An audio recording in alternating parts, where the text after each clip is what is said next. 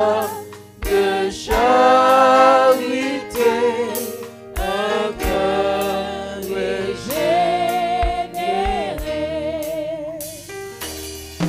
un cœur patient, humble et joyeux, un cœur semblable au tien,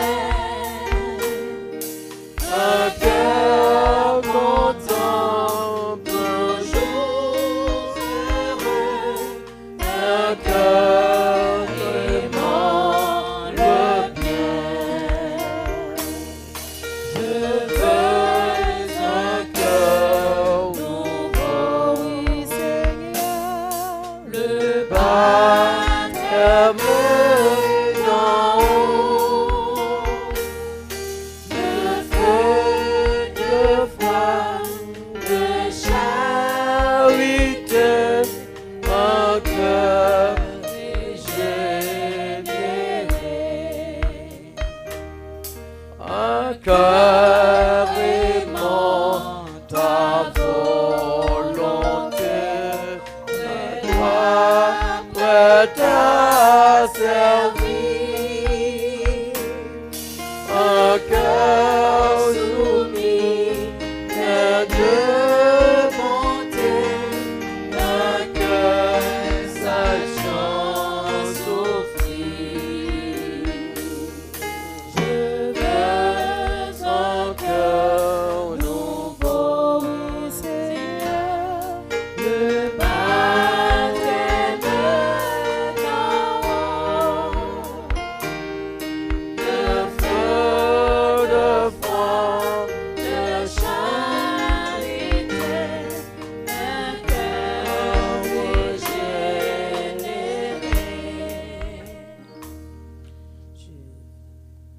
Père, c'est notre requête de ce matin.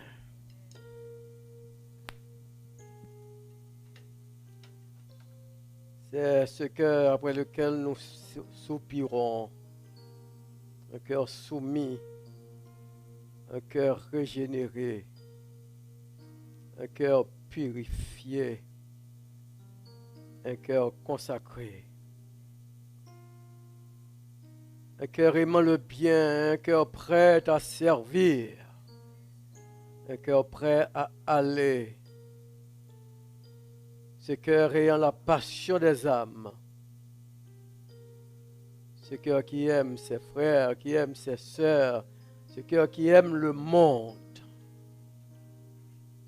par-dessus tout, ce cœur qui aime Jésus. Merci Seigneur de ce que nous savons que tu nous donnes ce cœur. Tu vas nous donner ce cœur. Et c'est notre prière ce matin. Bénis-nous abondamment, Père, car plus que jamais nous avons besoin de cette bénédiction venant directement de toi, de cette bénédiction venant des lieux célestes en Jésus-Christ. Nous te bénissons, Père. Nous te bénissons, car toi seul es digne de notre adoration. Merci, Père, pour le Dieu que tu es pour nous. Tu es tout pour nous. Merci pour la semaine. Et merci d'avance pour cette semaine qui vient de commencer. Merci, Seigneur, pour ta présence parmi nous ce matin. Merci parce que tu es ce Dieu qui nous écoute, ce Dieu qui nous comprend et ce Dieu qui agit en notre faveur. De par nous-mêmes, nous ne pouvons rien, Père.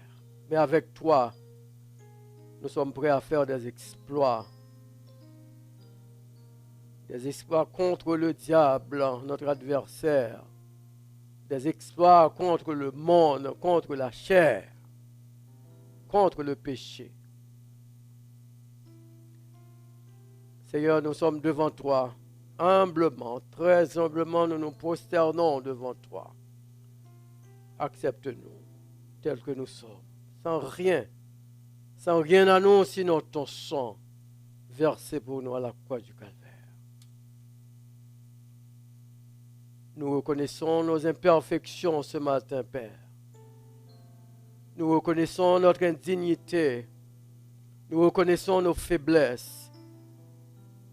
Nous reconnaissons que nous ne sommes pas toujours corrects devant toi, dans notre marche avec toi. Mais accepte-nous. Au nom du sang versé de l'agneau, accepte-nous tels que nous sommes. Merci, Père, d'être que tu es avec nous ce matin. Bénis ta parole dans nos cœurs. Merci pour les chants qui ont été chantés. Merci pour toutes les louanges. Merci pour les prières. Merci, Seigneur, pour cette communion avec toi et avec nos frères dans la Sainte Seine. Merci pour tout. Merci pour cette église que tu as placée ici à Montréal-Nord. Merci, Seigneur, pour les frères et les sœurs que tu as choisis, Seigneur, pour mener à bien cette œuvre. Merci pour chaque jeune, chaque enfant, chaque famille. Merci pour chaque musicien. Merci pour la chorale. Merci pour tout, Seigneur. Tu as fait tout pour notre bien. Que ton nom, une fois encore, soit à jamais béni. Merci pour ta parole. Cette parole qui est la vérité éternelle. Nous te prions dans le précieux nom de Jésus. Amen. Amen. La paix de Dieu soit avec chacun de vous ce matin. Crions action de grâce à l'Éternel. Action de grâce à l'Éternel. Action de grâce à l'Éternel. Louange à l'Éternel. Louange à l'Éternel. Louange à l'Éternel. Nos cœurs sont pleins de reconnaissance et de gratitude ce matin pour ce grand privilège que nous avons d'être dans la présence de Dieu en ce premier dimanche de juillet 2021. N'oubliez surtout pas que dimanche, c'est la résurrection. C'est notre jour de triomphe, notre jour de victoire. Donc, bien sûr, nous venons de commencer un nouveau mois. Notre Dieu a été avec nous pendant tout le mois de juin. Et nous lui disons merci et nous savons qu'il sera avec nous tout au cours de ce mois de juillet. Est-ce que vous croyez ça?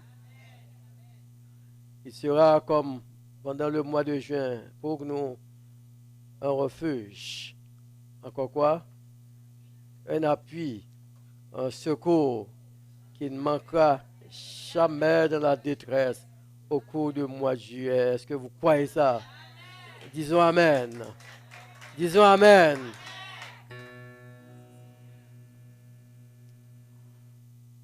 Alors, n'oubliez surtout pas, il faut faire très très attention que notre ami coronavirus, il est toujours bien vivant. Il ne faut pas prendre pour acquis que c'est fini, on est vacciné, etc. Ceux qui sont vaccinés, et puis c'est fini. C'est pas. Il dit non, il dit que non. Et il semble qu'il est là pour nous, entre guillemets, déchouquer. Et qu'il n'est pas là pour être déchouqué lui-même. Là, il se transforme en un fameux Delta, un fameux variant Delta qui est en train actuellement de dévorer le monde une fois encore. Il faut être très, très, très attentif. Il y a des pays qui sont en train de se refermer, de se reconfiner actuellement. Et c'est très, très, très, très important. Ne prenez rien pour acquis avec ce virus. Il a cette capacité de se dédoubler, de Par exemple, en Iran, on parle de cinquième, comment on appelle ça, vague. Cinquième vague. En Indonésie, c'est la pagaille. En Inde, c'est toujours la pagaille. Un peu partout, OMS nous dit d'être très, très attentif parce que Delta ne donne aucune chance. En Haïti, Delta est entré en Haïti et puis il fait ses petits ravages chez nous en Haïti. Donc, il faut être toujours très prudent. Les gestes de barrière sont toujours de mise. Toujours de mise. Pas prendre trop de chance avec Delta, variant Delta. Revenons au texte qui a été lu dans Josué chapitre 1er, nous avions lu du verset 1er au verset 11. Notre verset pratiquement central, c'est le verset 11. Préparez-vous des provisions, car dans 3 jours, vous passerez ce Jourdain pour aller conquérir le pays dont l'Éternel, votre Dieu, vous donne en héritage. Le thème que j'ai pour vous ce matin, c'est pacter à la conquête de votre héritage. Vous êtes avec moi? Partez à la conquête de votre héritage. Dis au nom de Jésus. Au nom de Jésus. Au nom de Jésus. Je vais partir à la conquête de mon héritage. Est-ce que vous êtes...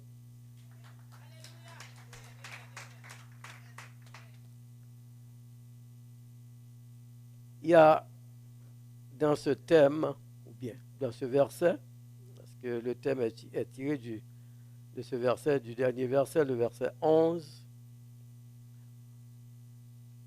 il y a 3 mots qui doivent nécessairement retenir notre attention en tant qu'Église, en tant que chrétien. Partir.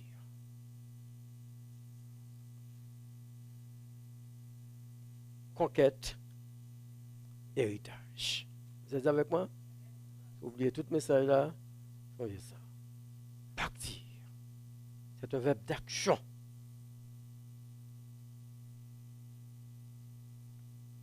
Conquête. Bataille. Gourmet. C'est ça là? Bataille. Héritage. C'est ce que je possède. C'est à moi. Donc vous voyez tout de suite une petite contradiction. Conquérir mon héritage. Puisque c'est mon héritage, c'est ma possession. C'est mon affaire à moi. Pourquoi ai-je besoin de me battre pour?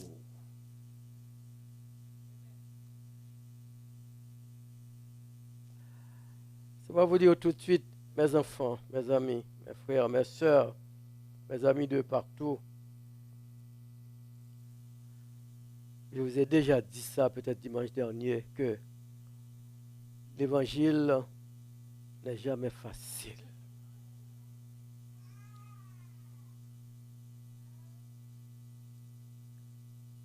L'évangile reste et demeure un combat. Et la Bible nous précise jusqu'à la porte du ciel.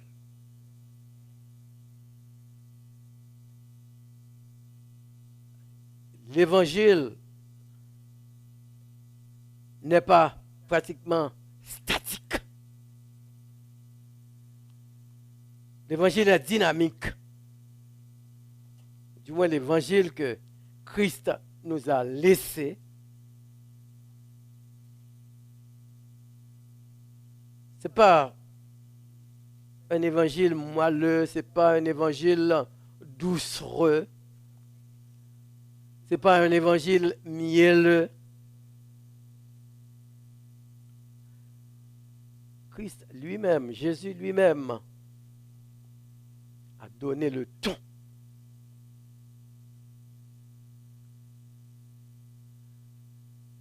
Il n'y a rien de gratuit dans la vie chrétienne, dans notre marche avec Dieu. Salut est gratuit. À part le salut, il n'y a rien de gratuit.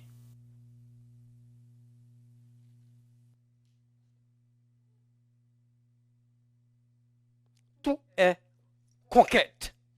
Tout est bataille.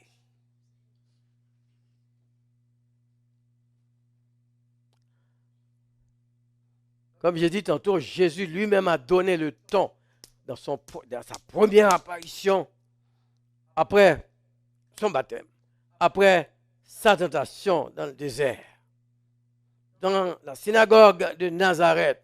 Pour la première fois, il va donner le ton. L'Esprit, Luc chapitre 4, verset 18, l'Esprit du Seigneur est sur moi parce qu'il m'a oint. Bataille, bataille, bataille, bataille, bataille. C'est un affrontement direct avec Satan. Il m'a oint pour rendre libres les opprimés de Satan. Il m'a oint pour guérir les malades. Il m'a oint pour rendre la vue aux aveugles, les aveugles spirituels, n'oubliez surtout pas. Tout cela, c'est dans le camp de Satan. C'est dans le domaine de Satan. Paraître, monsieur, paraître, c'est bataille.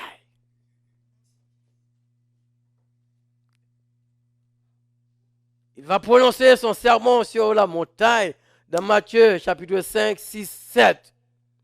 Vous savez qu'il a été dit, même moi, oh là là, bah, il a changé.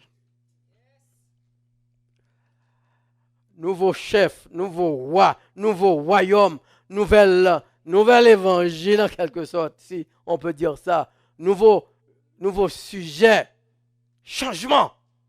Même moi, oh, il a été dit œil pour œil, dent pour dent. Même moi, je vous dis, c'est aimer. Oh, dans les batailles, oui, combat.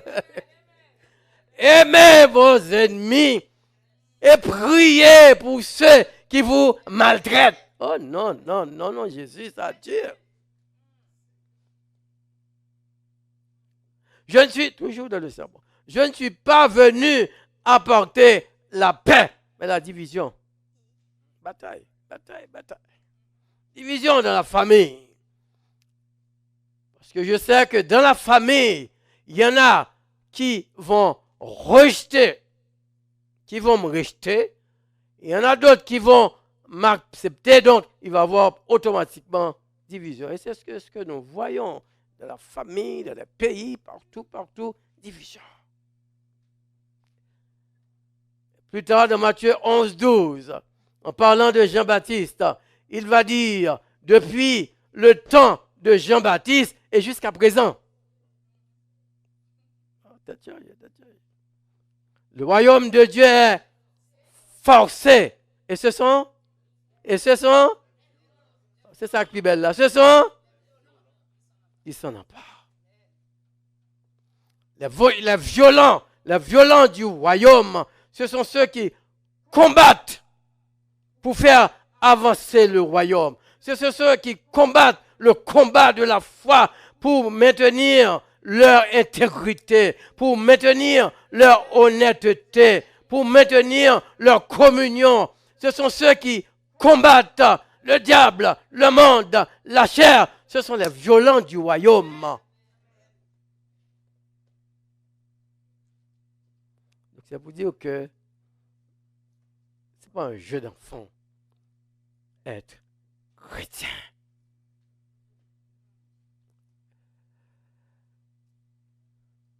Notre texte nous dit que dans le verset 1er, après la mort de Moïse, l'Éternel dit à Josué, après la mort de Moïse.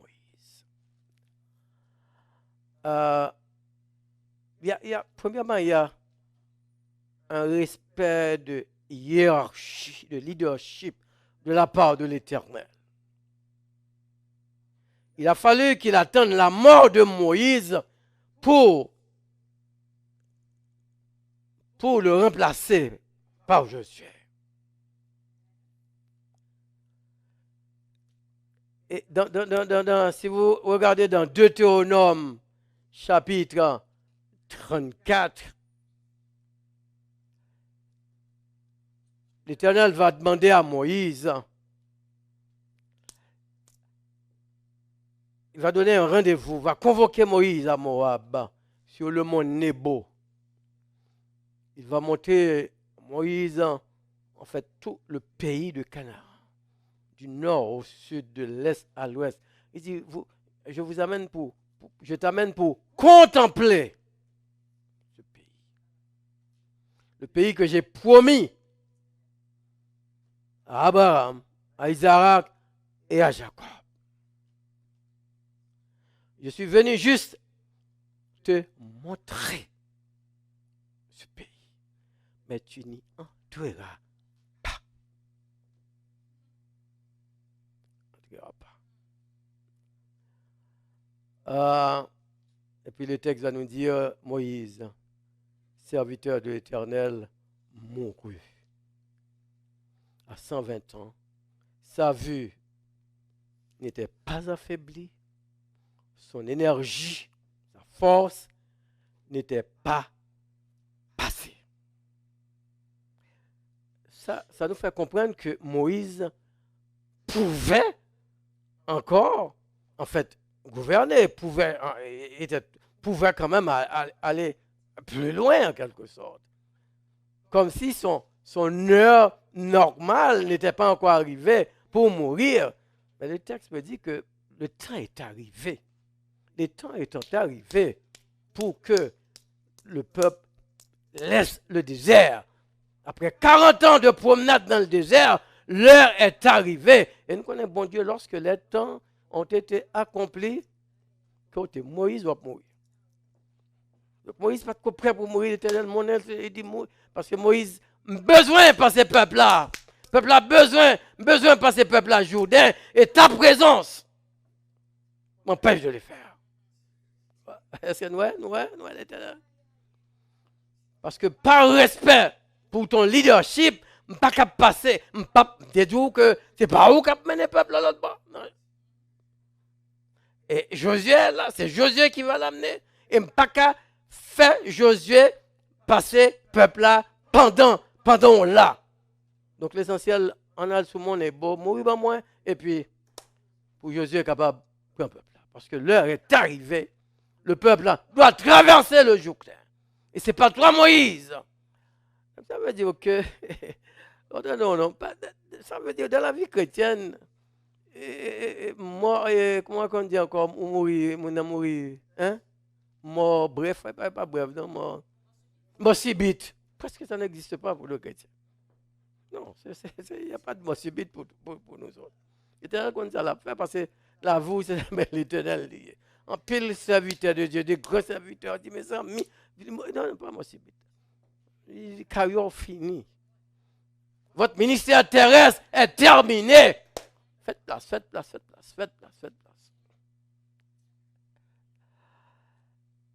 C'est ainsi que, après la mort de Moïse, après 30 jours de deuil, l'Éternel apparut à Josué pour lui dire, parce que le peuple était encore dans le deuil. Josué, un collaborateur fidèle et immédiat de Moïse. Josué aimait beaucoup son chef Moïse. Josué était dans la peine. Josué était dans le deuil. L'Éternel lui dit, lève-toi. C'est le premier mot que Dieu a dit, lève-toi. Parce qu'il y a bataille, c'est pas fini.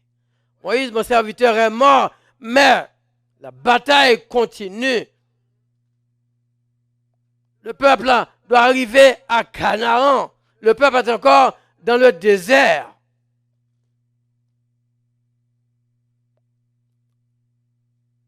Et je ne peux pas me servir d'un homme à terre. d'un homme en deuil. Il faut que tu te lèves. C'est ça le combat. Lève-toi.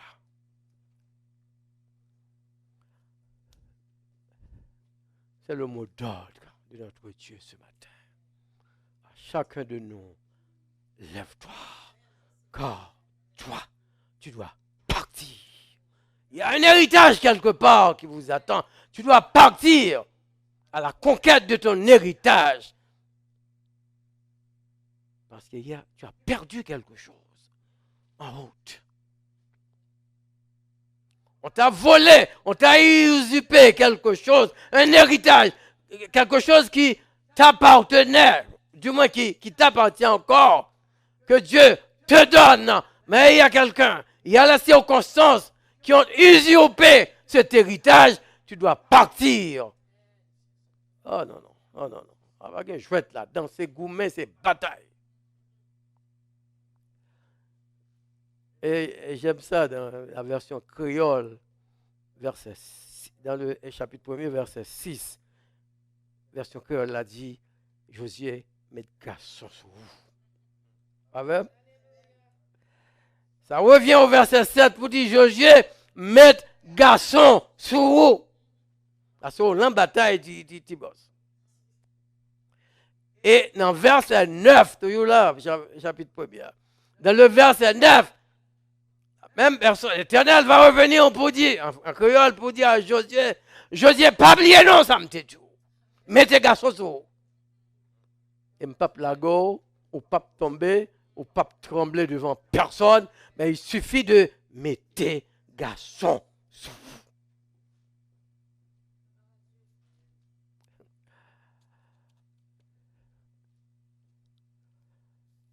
vous. Nouvelle vision. Ça me vient du au matin. Hein. Mettez garçon, mettez fille sur vous. Parce qu'on est en bataille. Là, nous allons partir. Bataille là-bas, vous commencez, non? Nous allons partir. La première étape, c'est de partir, de nous lever et de partir. Oh, il va y avoir plusieurs étapes au cours de ce voyage. Il va y avoir des victoires, il va y avoir des revers. Mais l'essentiel, c'est de partir, de nous lever et de partir.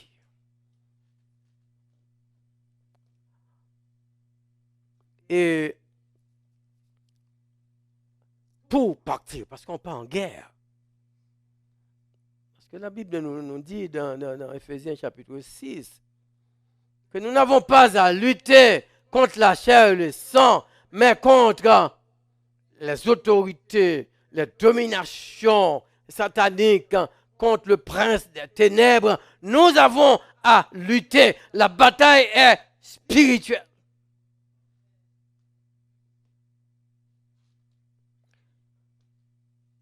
Mais avant de partir en guerre, il doit y avoir des préparations. C'est ça? Il doit y avoir des préparatifs. On ne peut pas se lever comme ça et puis partir en guerre. On doit se préparer. Toute armée qui va en guerre doit naturellement se préparer à tous les points de vue. C'est pourquoi l'Éternel a dit, préparez-vous, faites des provisions. Parce que vous allez en guerre.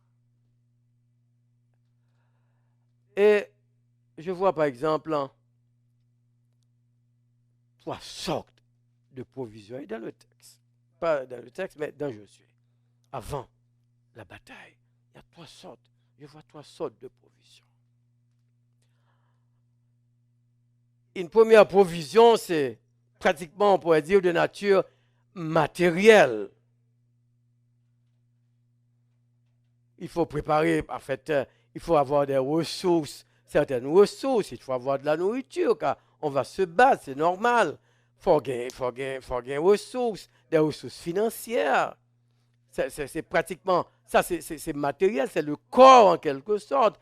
Il faut manger pour aller dans la guerre. Faut gagner, pendant 3 jours, il va y avoir 3 jours, pratiquement pendant 3 jours. Après, on va des provisions pour 3 jours. Il faut faire des provisions pratiquement matérielles.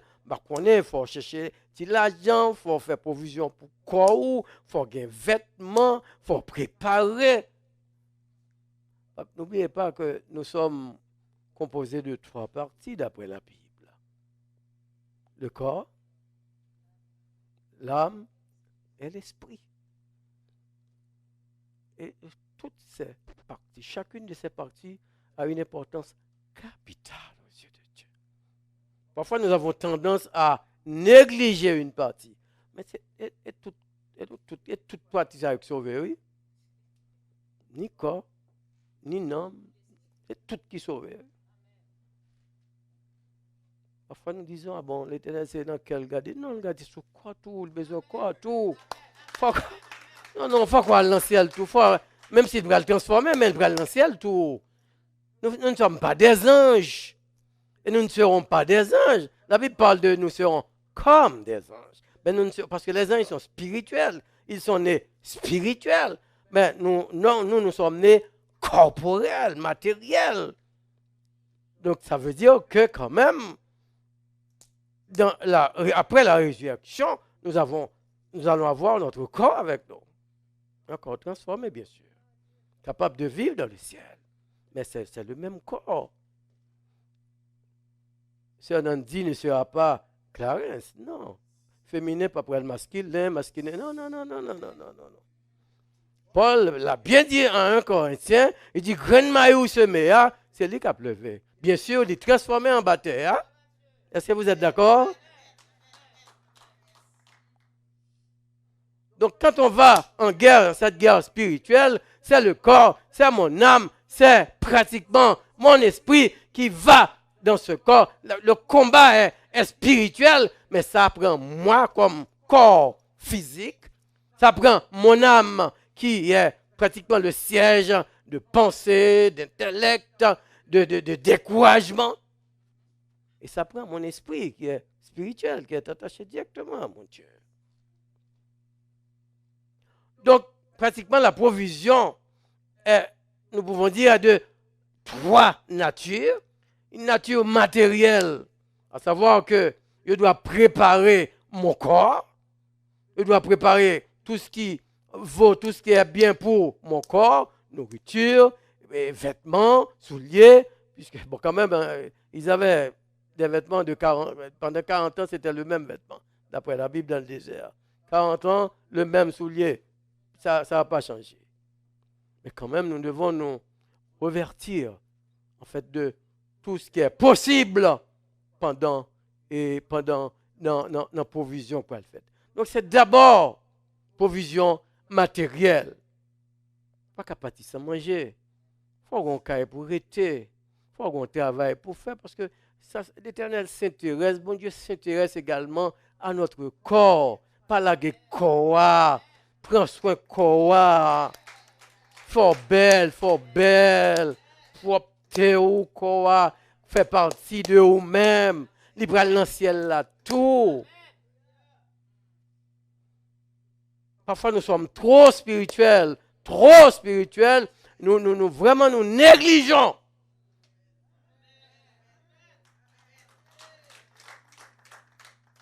Quand il faut vivre un petit côté décent, il faut bien manger dans la mesure de votre possibilité.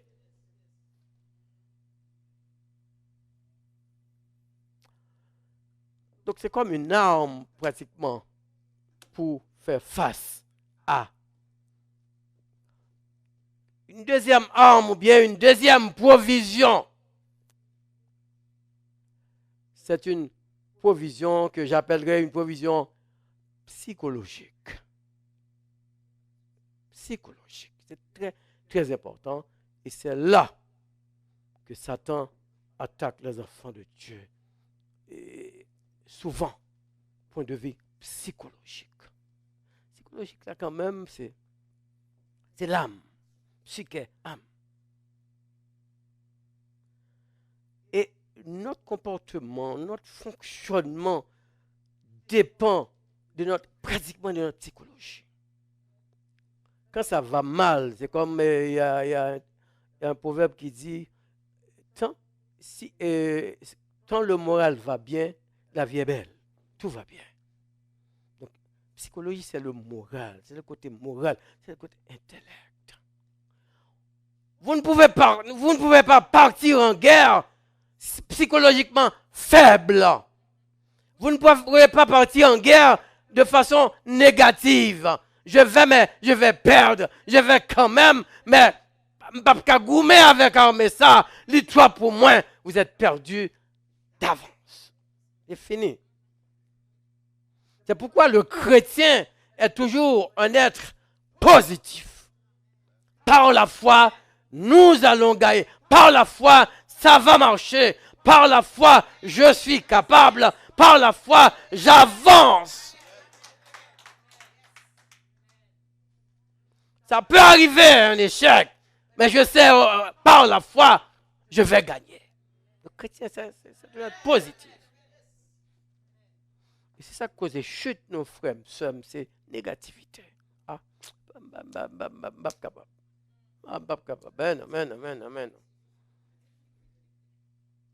Et c'est ça, parce que l'Éternel te prend un coup déjà. C'est ça qui fait la parler de provision. Il te prend un coup dans main 10 espions qui étaient allés dans Nom chapitre 13. 10 espions que Moïse te voyait, 10 explorateurs en quelque sorte, te voyait pour explorer Canaan. Ils étaient 12, dont Josué et Caleb. Donc, les 10 sont revenus avec un rapport majoritaire, mais tout à fait négatif. Disait Nom chapitre 13, vous allez voir. Il dit vraiment, nous avons visité un beau pays. Un pays où coule le lait et le miel. Mais, depuis on met au fini. Mais, ce pays, dans ce pays, il y a des géants. Monsieur. Il y a des géants dans ce pays. Et puis ils disent que nous avons même vu des fils d'Anak.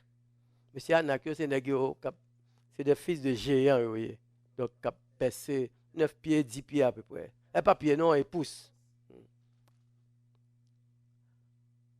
Donc, ils disent, bon, nous ne pouvons pas monter. Ce n'est pas nécessaire. Et puis, ils ont apporté des fruits pour prouver que le pays est un pays riche, un pays d'abondance.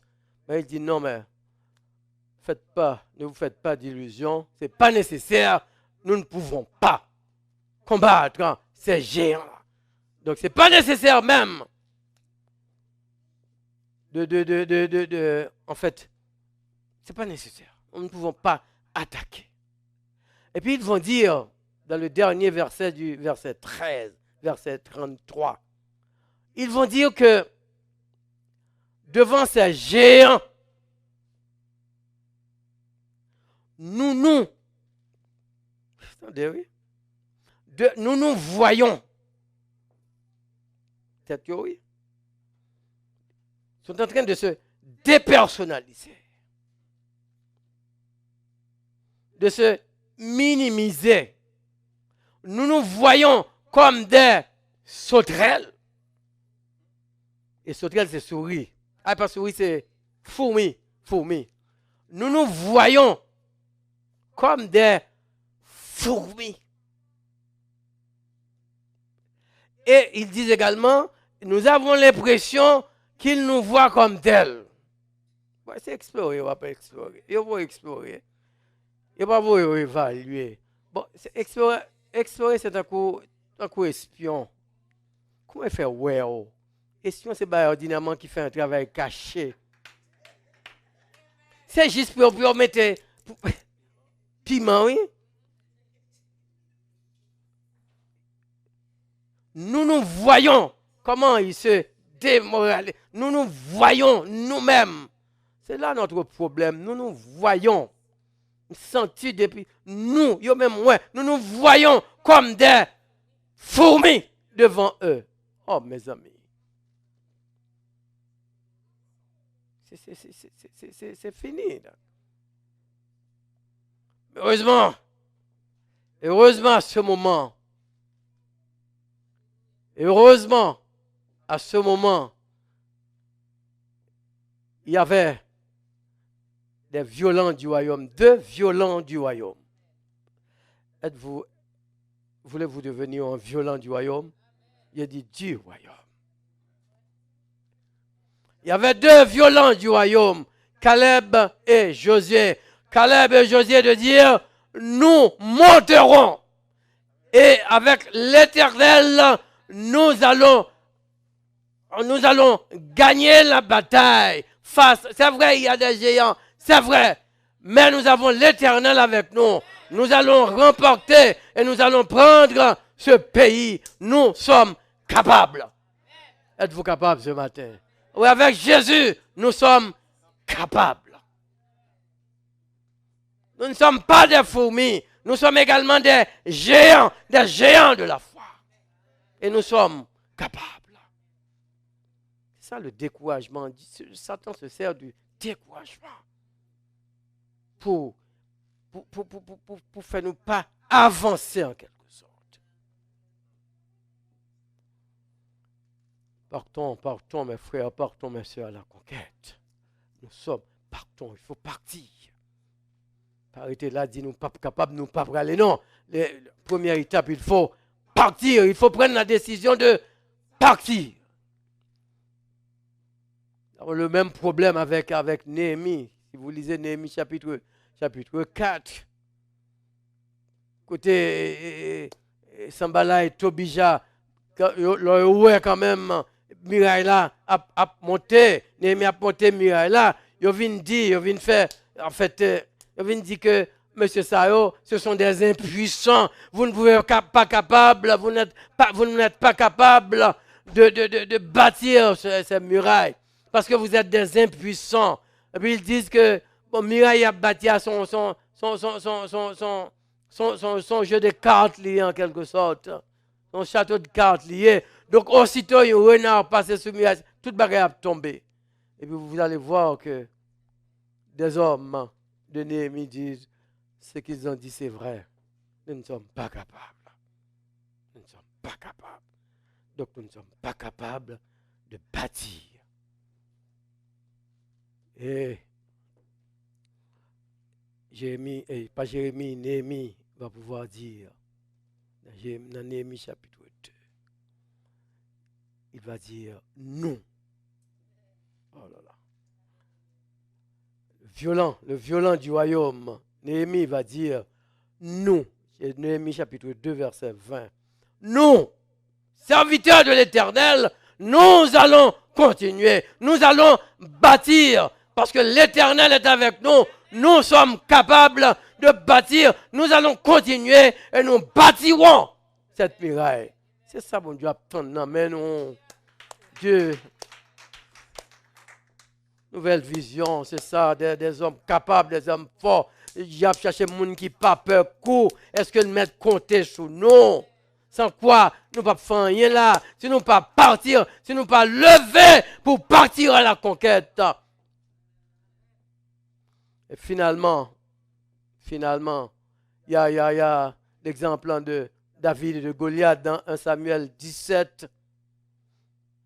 Le texte nous dit que Goliath a passé 40 jours et 40 nuits pour insulter le peuple de Dieu, pour dire que vous n'êtes pas capables, vous êtes pas capables, vous êtes des chiens de Saül, vous ne pouvez pas lutter contre nous.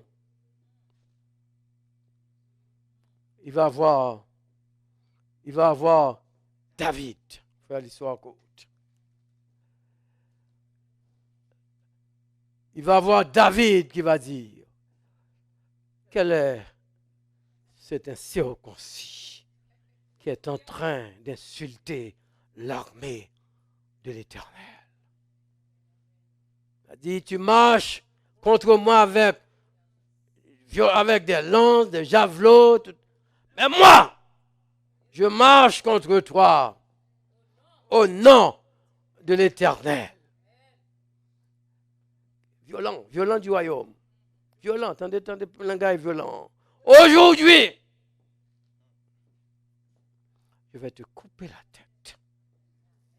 Est-ce que là? C'est ça le violent du royaume. Il dit, je marche avec toi au nom de l'Éternel d'abord. Et avec cette force, je vais te tuer, je te couperai la tête et je vais exposer tes cadavres aux oiseaux du ciel.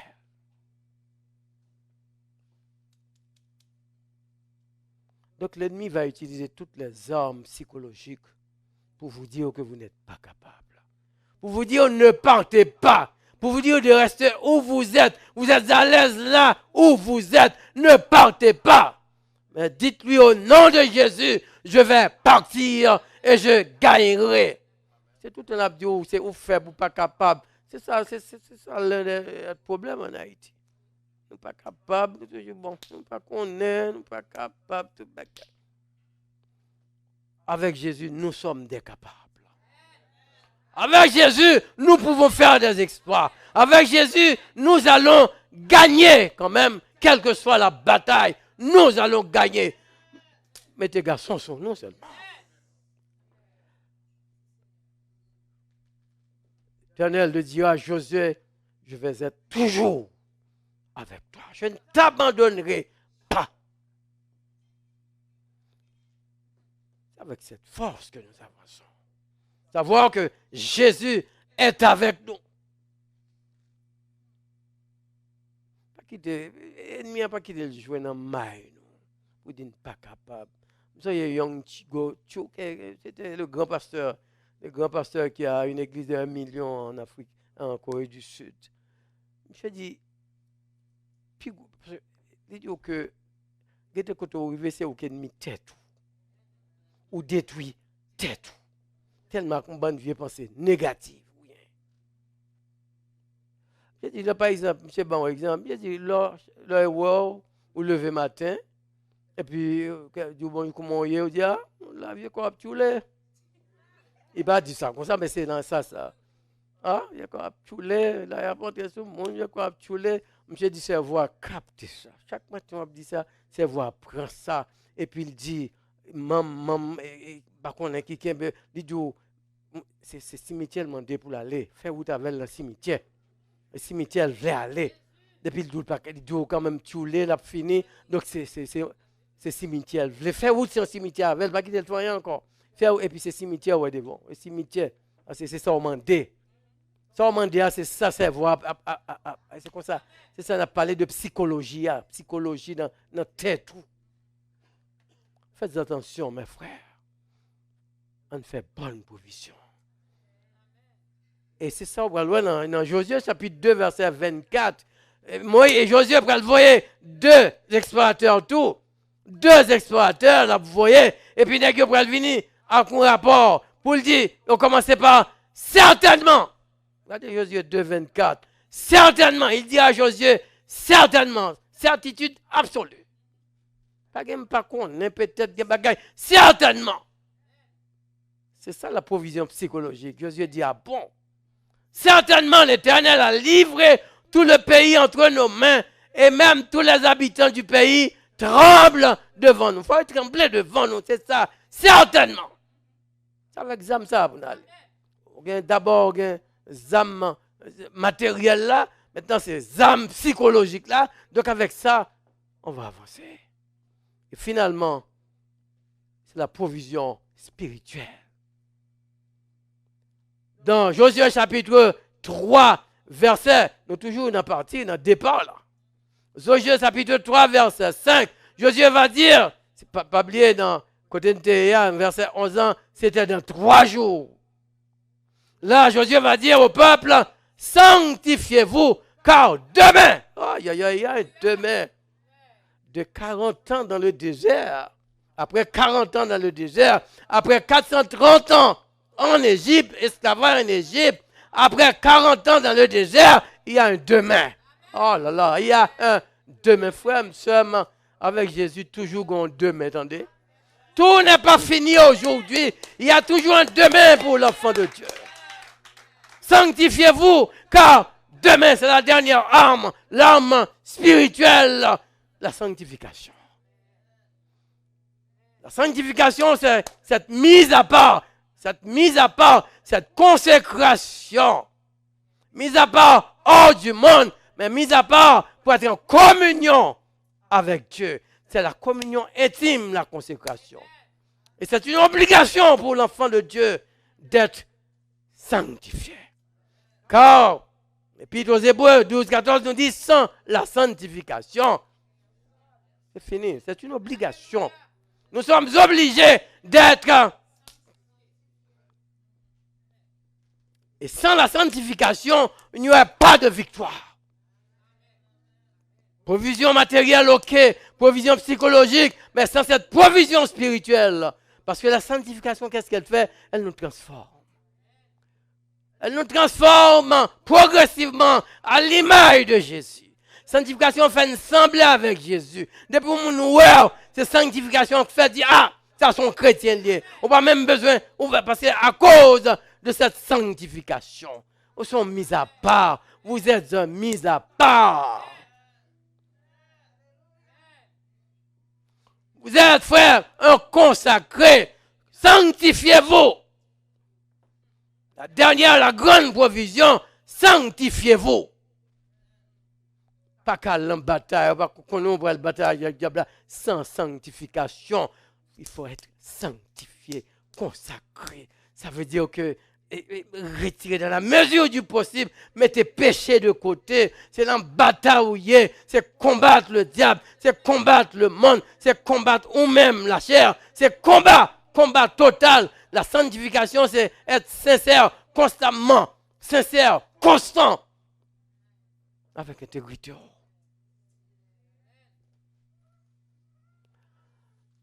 En plus, une fois nous perdons du bataille, c'est parce que nous n'avons pas de âme. Nous manquons de consécration. Nous manquons de sanctification. Nous manquons de cette mise à part. Vous êtes dans le monde.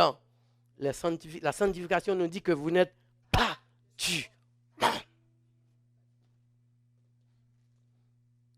Sanctification, le péché n'a plus de pouvoir sur vous. Satan n'a plus de pouvoir sur vous parce que vous êtes sanctifié. Vous avez été régénéré. Vous avez été purifié. Vous avez été lavé.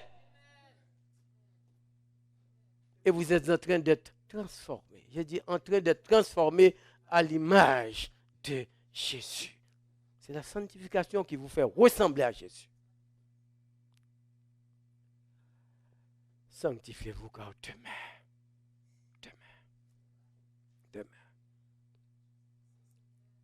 On parle de 3 étapes finales pour finir. 3 étapes de la sanctification. Il y a cette étape positionnelle. C'est l'acte positif, l'acte définitif en quelque sorte. Parce que nous sommes déjà régénérés. Dieu nous a positionnés. Mais il y a également, il y a un processus également. On parle de sanctification progressive. Donc nous sommes en train d'être transformés. Parce que nous vivons encore dans une atmosphère malade, une atmosphère impure. Donc ça peut arriver que nous trébuchons. Ça peut arriver que nous péchons. Mais quand même, la course, ça avance quand même. Nous n'allons pas arrêter là. Nous allons continuer à avancer. Et finalement, la sanctification finale. C'est la gloire dans l'éternité. Paul a résumé ça pour nous dans Philippiens chapitre 3, verset 12, 13, 14. C'est 3 sortes, 3 étapes de sanctification. Quand il dit, moi Paul, j'ai été saisi par Jésus-Christ. Position. Christ m'a positionné. Sur le chemin de Damas, j'ai été saisi par Jésus-Christ. C'est l'étape positionnelle. Mais il a dit que ce n'est pas que j'ai déjà atteint la perfection. Je cours. C'est la progression. Je cours.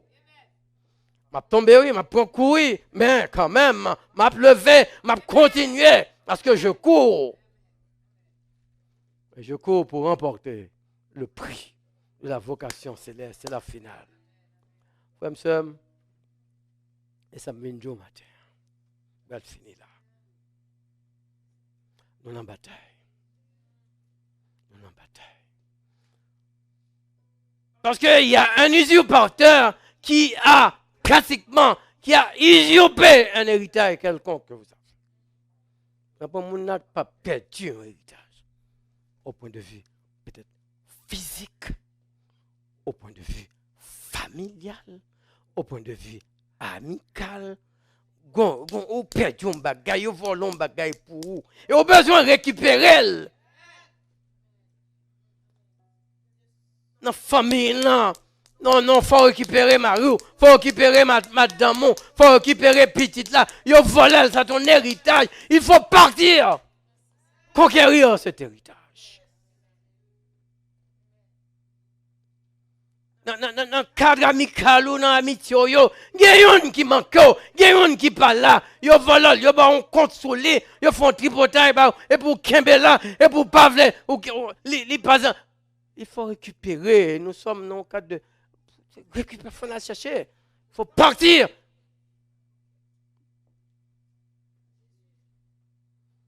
Il faut partir. Faire la conquête de San Pedro.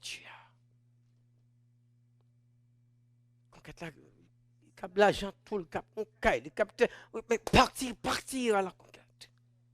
C'est un héritage. Ça veut dire, c'est une possession. Vous l'avez parce qu'un héritage, ou gagne par courage, ou par travail, ou fait, ou bien c'est maman, papa qui quitte elle pour vous. Ça veut dire que ça revient à vous automatiquement. Quelqu'un ne peut pas oser prendre votre héritage. C'est pourquoi la Bible vous demande de partir. Parce que Canaan, c'est une possession. Monsieur prend, j'ai eu qu'on prendre un paquet de prendre, et j'ai dit, levez-vous et partez. Wap goumen, il dit wap goumen, wap bataille.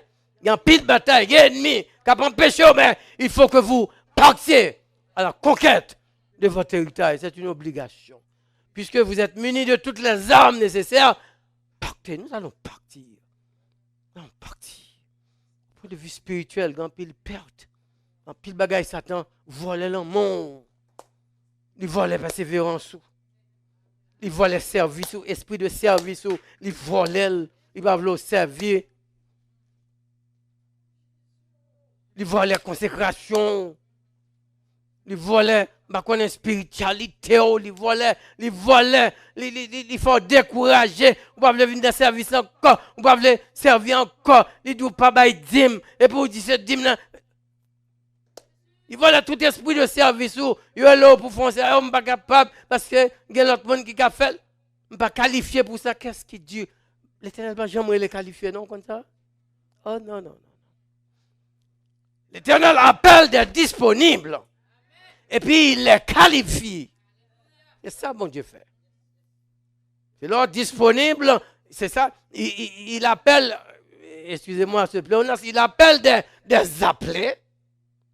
Et puis il les qualifie. Quel que soit jonté, ou tu dis vous qualifiez, par contre, là, passer dans l'école de l'Éternel, c'est comme Paul. Paul dit tout ce que je savais, toute ma grande connaissance, je la considère comme de la boue. Depuis m'entrer dans l'école de l'Éternel, là, sont l'autre qualification. Vous êtes capable, si l'Éternel vous appelle, de ne pas quitter, Satan prend esprit de service. Servez. Car c'est une joie, c'est un privilège de servir le Maître. Comme il dit, il y a des milliards d'anges à sa disposition. Mais il vous appelle pour le servir, c'est un privilège. Satan voit un pile bagaille pour vous. Il voit l'esprit de prière. Il ne faut pas aller dans le culte encore. Il ne faut pas venir dans le service d'adoration. Il ne faut pas prier. Il ne faut pas prier. Ou lever, ou pas prier. Ou dormir, ou pas prier. Satan voit pour vous. Partez. Alors c'est votre héritage. La prière, c'est votre héritage. C'est votre force. Partez. Il faut prendre la décision de partir. C'est la première étape. Si vous êtes comme ça, bon, l'Éternel connaît. Non, l'Éternel pas connaît. C'est où connaît. Mes frères, mes soeurs, partons.